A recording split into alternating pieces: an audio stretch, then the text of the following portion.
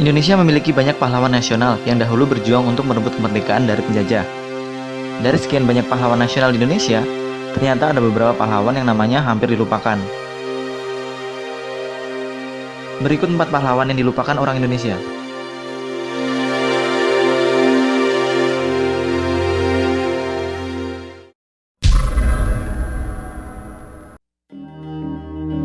Suprijadi. Salah satu pahlawan yang dilupakan oleh negara Indonesia adalah Suprijadi. Tokoh yang satu ini merupakan tokoh yang memiliki peranan penting dalam menghadapi tentara Belanda. Suprijadi adalah sosok pemberontak. Beliau adalah pemimpin pasukan peta atau pembela tanah air. Ia melawan kependudukan Jepang di daerah Blitar pada Februari 1945. Saat itu, Suprijadi memberontak karena tentara Jepang berperilaku semena-mena terhadap rakyat Indonesia. Sayangnya, pemberontakan yang dilakukan Suprijadi tidak memiliki perlawanan yang berarti. Heiho, pasukan elit bentukan Jepang, mampu meredam gelombang pemberontakan ini. Akibat pemberontakan ini, Suprijadi dikabarkan menghilang. Bahkan ada beberapa orang yang menghembuskan kabar bahwa Suprijadi telah tewas. Kabar ini menimbulkan keraguan pada banyak pihak. Banyak orang saat itu masih tidak percaya bahwa Suprijadi telah tewas, karena sampai saat ini tidak ditemukan mayatnya. Setelah nama Suprijadi tidak ada kabar, kemudian namanya berkibar sebagai salah satu daftar dari pahlawan nasional. Sayangnya, daftar itu hanya sekedar daftar. Banyak orang yang tidak mengingatnya sebagai pahlawan.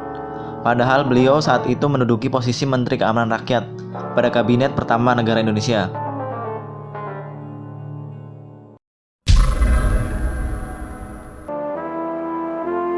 Leonardus William Johannes Watimena. Pahlawan yang satu ini merupakan sosok pahlawan yang lebih dikenal dengan nama Leo Watimena.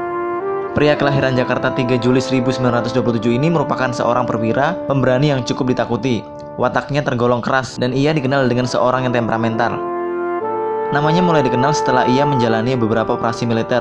Operasi militer yang dia ikuti adalah Operasi Nunusaku pada 15 Mei 1958. Operasi ini merupakan operasi untuk menumpas perjuangan rakyat semesta atau disingkat dengan Persemesta, yang merupakan sebuah gerakan pemberontakan yang tidak puas terhadap negara, dan juga pada saat peristiwa Dwi Kora dan Trikora.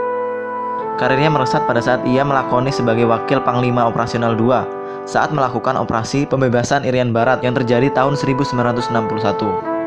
Pada tanggal 18 April 1978, beliau menghembuskan nafas terakhirnya. Saat itu beliau dimakamkan di Makam Pahlawan yang posisinya terletak di Kalibata, Jakarta.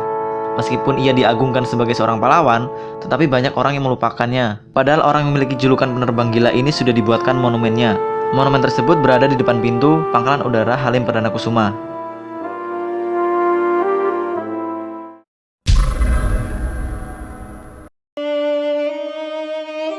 Kasman Singodimedjo. Sosok yang satu ini tampaknya memang benar-benar sosok yang terlupakan. Namanya hampir tidak pernah ada dalam buku catatan sejarah. Padahal beliau merupakan salah satu pemikir yang cukup baik dan pantas mendapatkan gelar pahlawan. Sosok yang dilahirkan di Purworejo 25 Februari 1904 ini adalah sosok yang ingin terus belajar. Boleh dikatakan semangat belajar termasuk yang tinggi. Karena itulah pria sarjana hukum ini dikenal sebagai seorang yang mempunyai pengetahuan yang cukup baik. Selain bidang hukum, ia juga cukup memahami teori ilmu agama, ilmu tentang negara, dan ilmu pengetahuan lainnya. Semua itu ia belajar secara otodidak dengan hanya membaca buku. Karirnya begitu melesat saat aktif sebagai seorang pendiri salah satu partai Islam di Indonesia sebelum kemerdekaan. Perannya di politik membuat ia harus ditahan oleh pemerintah koloni Belanda pada bulan Mei 1940. Namun hal tersebut tidak berlangsung lama. Ia kemudian aktif sebagai komandan peta Jakarta.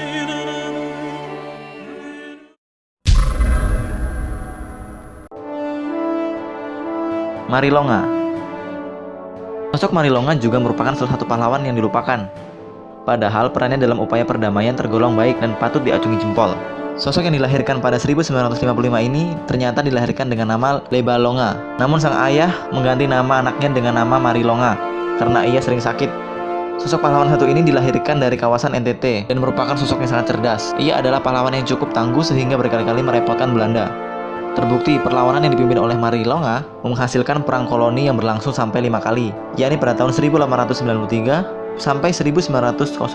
Selama perang tersebut, Marilonga berhasil menaklukkan Belanda. Hanya saja pada perang koloni kelima, Marilonga gugur di medan perang.